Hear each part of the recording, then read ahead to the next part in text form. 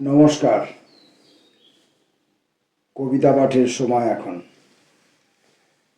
পত্রিকা থেকে কবিতা পাঠ। এই পর্বে আলোর পাখি পত্রিকার ৫৩ বর্ষ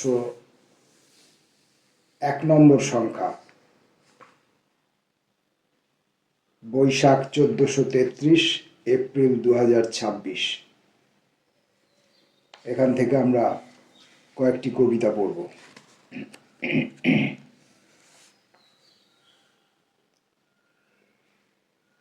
বিপুল চক্রবর্তীর লেখা কবিতা শাল গাছগুলি আছে।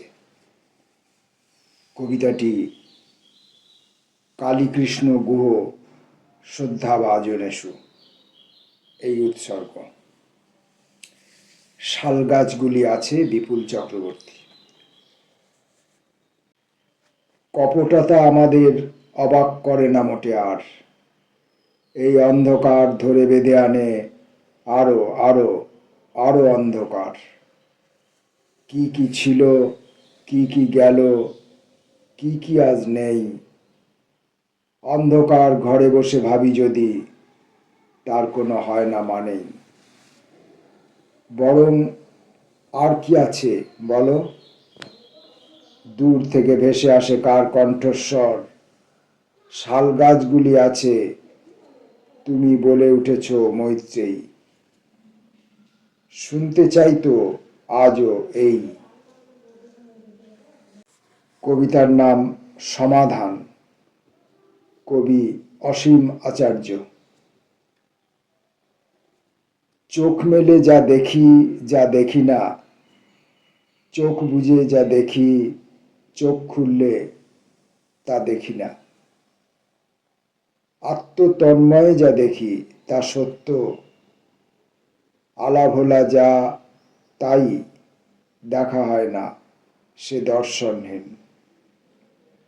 আমরা অমরত্বে যাই, সুখ তো সেখানেই। আমিত্বের বাইরে যা আছে তার সর্বভূতেষু বিলীনে লীন হয়ে যায়। সমস্ত প্রাপ্তির সমাধান সূত্র সে, তাই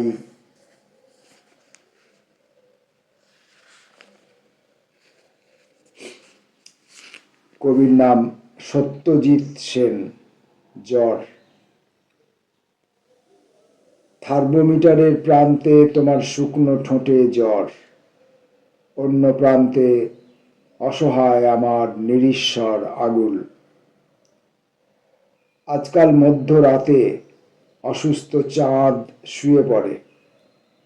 বিদ্যুতের ঊর্ধ্বমুখী খরচ বাঁচাতে নক্ষত্রেরা নিজেরাই সুইচ অফ করে দেয় আলো। কতবার বলেছি তোমায়, খুচরো পয়সার মতো বুকের জমানো মেঘ, বৃষ্টি আর বিদ্যুতের হাততালি আমাকে তো দিয়ে দিতে পারো। তোমার নির্জন সন্ধ্যা, চুলের একান্ত প্রচ্ছায়া, বিস্তৃত পথ থেকে উড়ে আসা ঘোরসাওয়ার একাকিত্ব ধুলো আমাকে তো দিয়ে দিতে পারো। কিছুই দিলে না তুমি। রাত জাগা চোখ থেকে ছিটকে পড়া এক ফোঁটা জল আলোর বিন্দু হয়ে থেকে গেল চোখের পাতায়। সেটুকু পেলেও ঠিক হেসে উঠত সমুদ্রের ঢেউ। এখন বাস্তিল দুর্গ ভেঙে চুরমার। অরণ্য কাঁপিয়ে দিচ্ছে গুলির আওয়াজ, টিয়ার গ্যাস, জল কামান, আকাশের দু চোখে রুমাল। থার্মোমিটারের প্রান্তে তোমার শুকনো ঠোঁটে জ্বর, অন্য প্রান্তে অসহায় আমার নিরীশ্বর আঙুল। দিশারি মুখোপাধ্যায়ের কবিতা আল্ট্রাভায়োলেট। চলে যাবার আগে এটা যাবার মহড়া। মেরু বরফ গলে নামছে জলে, আমরা এখনো লাইনে রয়েছি মাংসের দোকানে। গোলা বারুদের লড়াই আবার চাঙ্গা, গাছের ডালেই প্রসব সারছে সুন্দরী। ভাঙা ওজনের দরজায় নেই প্রহরী, শিল্পবিহীন নাটকে ব্যস্ত ওবামা ও বামা সকলেই।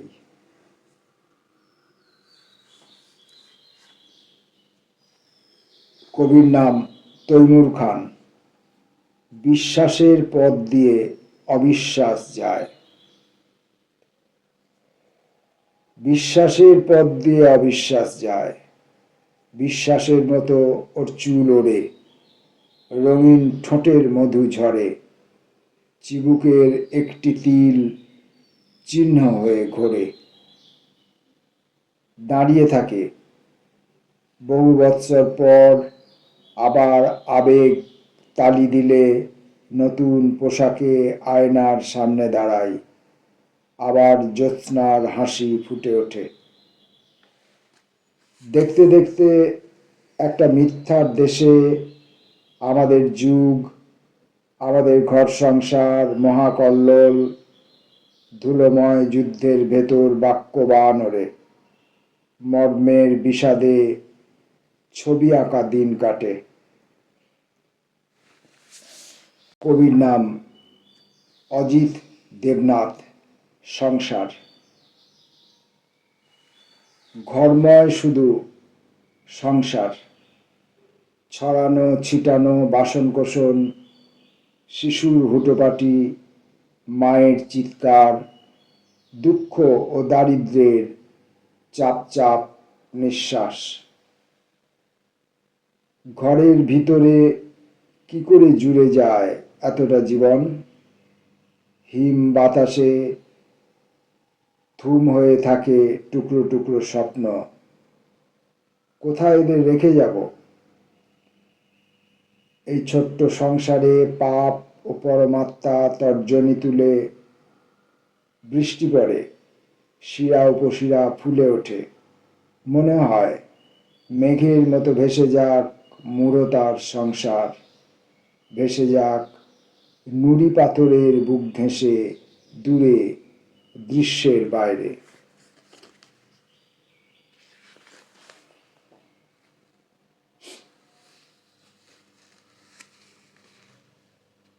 অঞ্জলি দে নন্দী। মম। কবিতা তার কাছে তো। জ্বলন্ত চিতার তাপ যে সহ্য করেছে, কোনো উত্তাপই আর তাকে পোড়াতে পারে না। অশ্রু তার পিপাসা ভরেছে, মহাসাগরের তুফানের কাছে সে হারে না। তার কাছে তো নিজের জীবনই এক অশেষ প্রশ্ন যেন। সবই সবার থেকে অন্যরকম কেন? তাই তো সে কোনো প্রতিকূলতাকেই ধার ধারে না, শুধু ভাসতেই থাকে, নোঙর গড়ে না। আপনাকে আপনি চির অনন্ত দিয়ে গড়েছে, প্রাণ ঘোষণা করে ও যে মরেছে, কিন্তু ওই যে অগ্নি, ওর থেকেই ও আবার ফিনিক্স হয়েছে।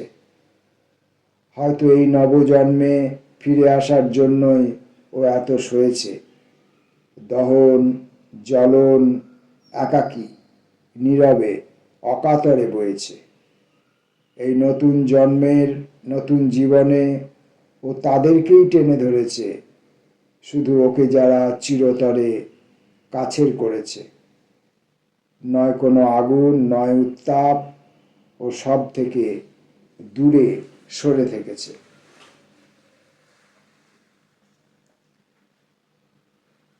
কবির নাম পৌষ চট্টোপাধ্যায়। বিসর্জন।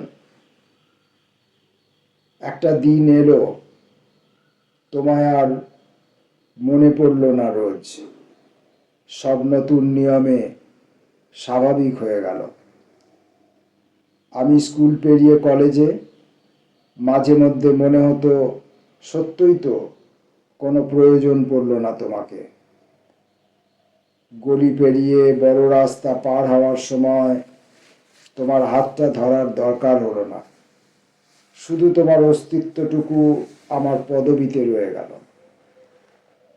পুরনো গুটি কয়েক ছবিতে কিছু মুহূর্ত বন্দী হয়ে আছে বটে, কিন্তু তা নিয়ে আমার আর কোনো যন্ত্রণা নেই।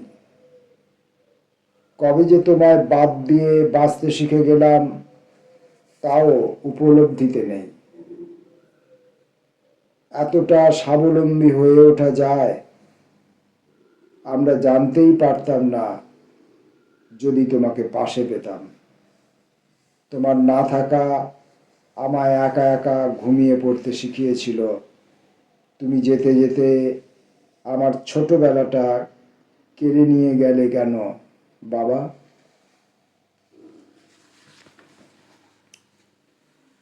কবির নাম শক্তিপদ পাঠক, দুর্গেয়। রাত্রি আমায় শিং নাড়ানোর ভঙ্গি দেখায়। মাথার উপর বাদলা আকাশ, মাতাল বাতাস চাবুক মারে। নিথর থাকা অরণ্যকে পথ হারানোর সুলুক শেখায়। অন্ধকারের মধ্য থেকে আবার ছোটে অন্ধকারে। আমি তাহার রুক্ষ চুলে আঙুল চালাই, আদর করি। হালকা তাপেও কঠিন শিলা ঈষৎ ঈষৎ ঘামতে থাকে। সিন্ধু পাড়ের মন্দ আলোয় স্তন দুটি তার খামচে ধরে, কেমন যেন হাওয়ায় প্রাচীর দূরেই তাকে সরিয়ে রাখে। অনুভূতির আড়াল হতে ছায়ার সঙ্গে ঘোরাফেরায় শ্রান্ত অবশ কল্পনা নীল গভীর চোখে নিদ্রা নামে। শস্পবিহীন শুষ্ক মাঠে অশ্রু নাবে শ্রাবণ ধারায়। ফ্যাকাশে সব আকাঙ্ক্ষা মোর নড়ে চড়ে ডাইনে বামে। এমনি করেই জীবন কাটে, সময় কাটে হিসাববিহীন। উজ্জ্বল রং স্বপ্নগুলি নিষ্প্রভ হয় একে একে। নুব্জ দেহ অন্ধ স্থবির, মৃত্যু আসে আধার গহীন। বিদায় বেলায় তরল স্নেহে ওষ্ঠে হিমেল ওষ্ঠ রাখে। পত্রিকা থেকে কবিতা পাঠ, এই পর্বে আমরা আলোর পাখি পত্রিকা থেকে কবিতা পড়ছিলাম। আজকের শেষ কবিতাটি দেয়ালটি, সৌমেন্দ্র দত্ত ভৌমিক। বনবাদারের ভেতর থেকে ওই ওই ওই এঁকে বেঁকে ঠোঁট উল্টে রেগে মেগে আসছে এক শেয়াল। অন্ধ হয়ে ছুটতে গিয়ে পড়ল ভুঁয়ে হোঁচট খেয়ে, সামনে পেয়ে দেয়াল। চোয়ালখানি শক্ত করে তড়িঘড়ি ধুলো ঝেড়ে হাড়ে হাড়ে এলো তেরে।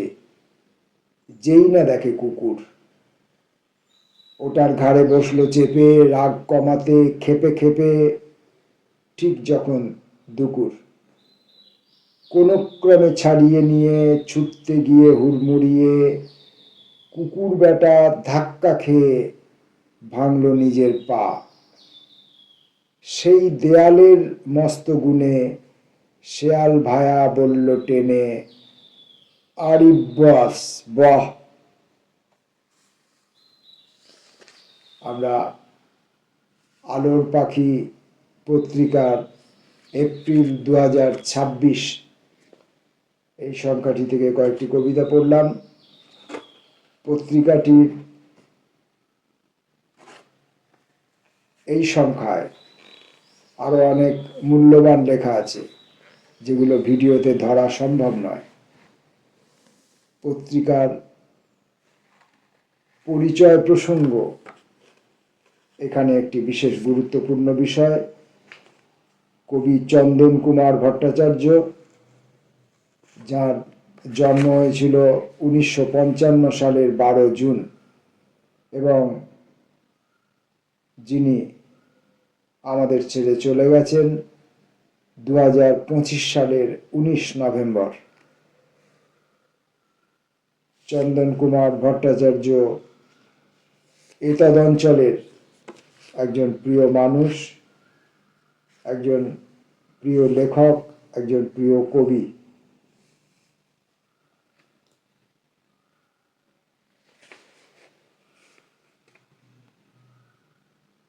অরণ্যে চন্দনের ঘ্রাণ, পালক পরিক্রমা, বিবসনা বসুন্ধরা তাঁর কাব্যগ্রন্থ।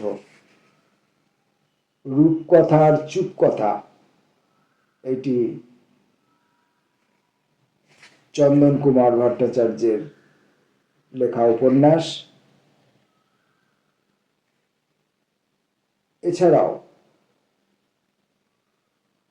প্রতিদ্বন্দ্বী সময় ভেঙে, হলুদ অলিন্দ সবুজ বাতায়ন, ছয় প্রেম ছয় দিগন্ত, আত্মিক নৈকট্যে, কোথাও মানুষ, নীল নক্ষত্রের খোঁজে, গঙ্গা আমার জল মাটি, এইসব পশ্চিমবঙ্গ ও বাংলাদেশ থেকে প্রকাশিত বিভিন্ন কবিতার সংকলনের মধ্যে ছড়িয়ে ছিটিয়ে রয়েছে আমাদের প্রিয় কবি চন্দন কুমার ভট্টাচার্যের কবিতা এবং নানান সৃষ্টিকর্ম। এখানে চন্দন কুমার ভট্টাচার্যের একটি অপ্রকাশিত কবিতা দেওয়া হয়েছে, এখন সেই কবিতাটি পড়ব। চন্দন কুমার ভট্টাচার্য, ভালোবাসা 70, 70।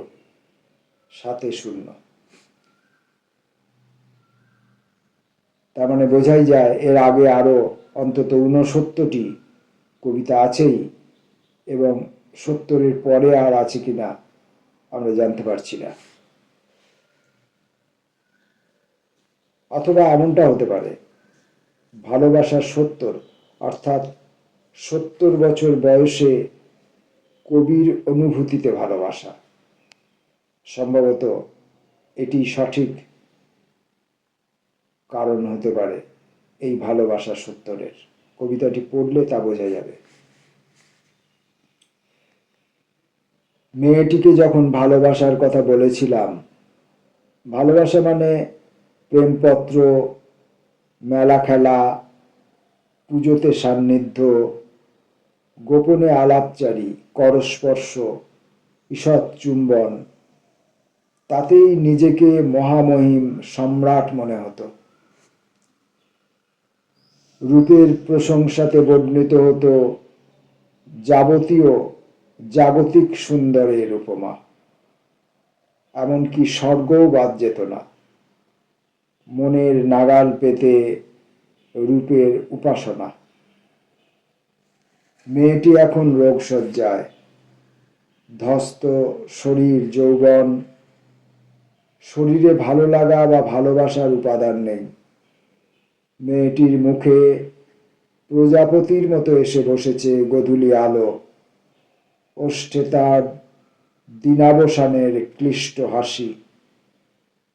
শরীর নয়, তার হৃদয়ে জড়িয়ে বলি, আমি তোমাকে ভালোবাসি। এই ছিল কবি চন্দন কুমার ভট্টাচার্যের প্রতি পত্রিকার তরফ থেকে শ্রদ্ধার্ঘ্য নিবেদন। আছে জন্ম শতবর্ষ বিষয়ক কবি সুকান্ত ভট্টাচার্যকে নিয়ে লেখা সুকান্ত এবং কয়েকটি কথা, এর উপর একটি প্রবন্ধ লিখেছেন বিকাশ এস জয়নাবাদ। আছে দুটি গল্প। বিধান রায় এই কৌশলেই বাজিমাত করতেন। লেখকের নাম দেবাশিস সরকার। লোহার গড়াদের ওপারে নতুন বছর, লেখক অমৃতা চৌধুরী। এছাড়াও আরো অনেক প্রবন্ধ নিবন্ধ রয়েছে। বিশ্বকবি রবীন্দ্রনাথ ও বিদ্রোহী কবি নজরুল অমিয় সরকার। শহীদের রক্তস্নান জুহা হলো ও রাজশাহী। বিশ্ববিদ্যালয় গণহত্যার ইতিহাস।